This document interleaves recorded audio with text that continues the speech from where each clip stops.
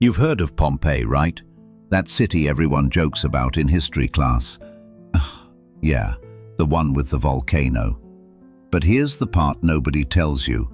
Those people didn't die from lava. They didn't even have time to run. What actually happened in Pompeii is so fast, so violent, and so brutally unbelievable that modern scientists say it's the closest thing to hitting a real-life pause button on an entire city. 1 minute, Pompeii was selling fruit, arguing over bread prices, living its normal, messy life. And 24 hours later, every single person was frozen exactly where they stood. And the most terrifying part? Nobody saw it coming. Nobody had a chance. Not the priests, not the soldiers, not the kids, not the dogs that had run first. The ash didn't just cover them, it preserved them. Every terrified expression, every hand stretched for help, every foot frozen in motion.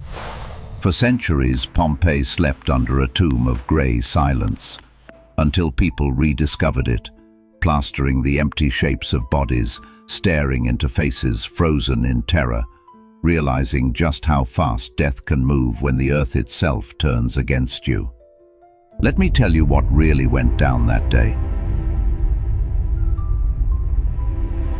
Pompeii sat under the shadow of Mount Vesuvius, a mountain so old it had been towering over the region for more than 20,000 years. It had erupted before, violently. But those eruptions were so deep in the past that no living Roman had ever heard the stories firsthand. 7 centuries of silence, 7 centuries of harmless smoke curling from its top like morning mist. After so long, the mountain didn't feel dangerous. It felt comforting. People pointed at it like we point at the moon, permanent, safe, familiar. Some old priests used to warn that a sleeping god lived in the mountain. Others said Vesuvius was the home of Hercules. There were myths about giants trapped under the earth, gods fighting in the underworld.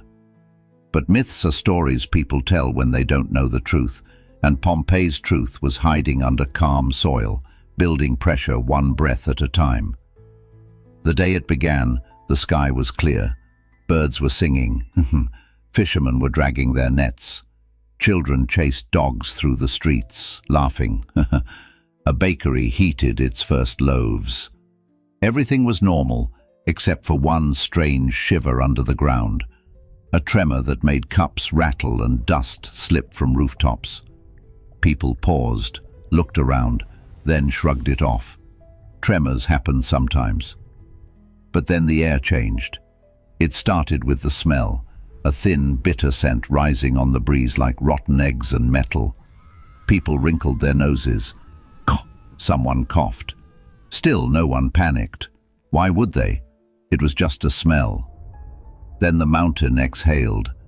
A thick plume of ash burst upward, so fast and so tall that for a moment people thought it was a storm cloud forming in an instant. The sky darkened. Horses reared. Chickens scattered. Ash drifted down lightly at first, like soft grey snow. Kids tried to catch it in their hands. People laughed nervously. But every minute, it grew heavier. The sky got darker. The ash got hotter. The air got harder to breathe. Someone shouted that it was a punishment from the gods. Another said it was a sign of war. No one guessed they had begun the final hours of their lives. The first explosion ripped the sky open with a sound so deep the ground itself seemed to scream. People dropped to their knees, hands over their ears, eyes wide with terror. A massive column of ash, rock and fire shot miles into the air. Lightning crackled inside the cloud, zigzagging like something alive. The ash thickened until day turned into strange twilight. The world had turned into choking darkness. And yet, the fire that everyone feared never came. What came instead was worse.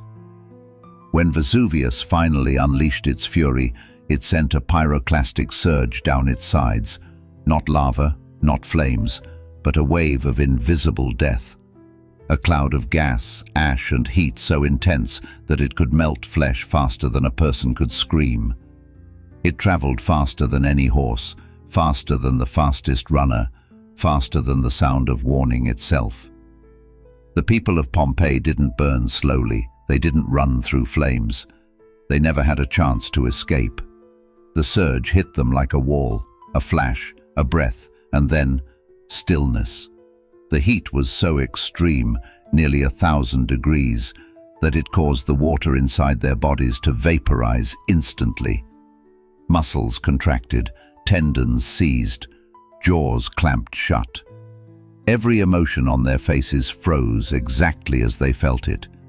It wasn't poetic, it wasn't peaceful, it was terrifying. A mother shielding her baby, a man crawling, trying to reach a doorway, a girl gripping her dog so tightly her fingers fused to its fur, a soldier clutching his sword even though it wouldn't save him, a couple holding each other desperately, as if closeness could stop death.